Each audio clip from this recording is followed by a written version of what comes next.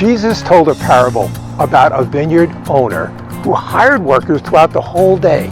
To those he hired early in the morning, he agreed with them that he would pay them one standard day's work. And to those he hired throughout the day, he agreed that he would pay them what was fair. But when the end of the day came and they got their wages, each one received a full day's pay, even those that started an hour before the day was over. In this parable, the landowner, the vineyard owner, is God. And the people who are the workers, those are God's people. And the work that they did during the day, that is the work that you do for God. And the pay is rewards for the work that you do for God in heaven. Now, one interpretation of this parable is that God has important work for you to do throughout your whole life. Not just the beginning and the middle, throughout your whole life, even at the end. And I was at a nursing home this week, and I recognized how much older people have to give to God.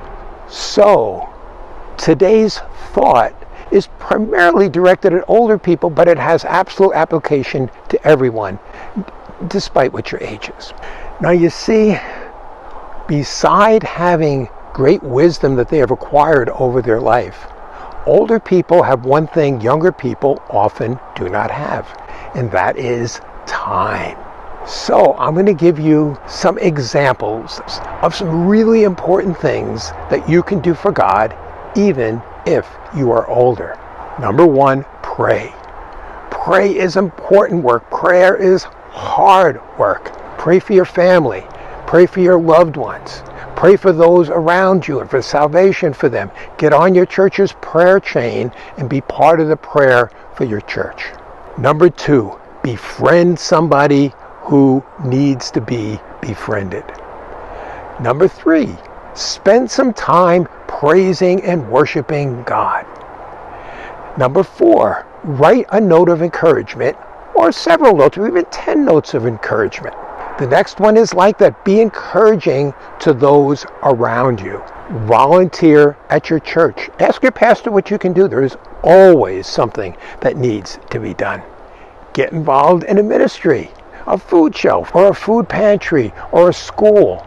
Get involved in a ministry. Help your neighbor with some task that he has to do.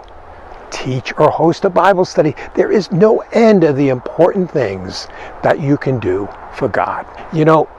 Jesus wants you to love God and to love your neighbor throughout your whole life.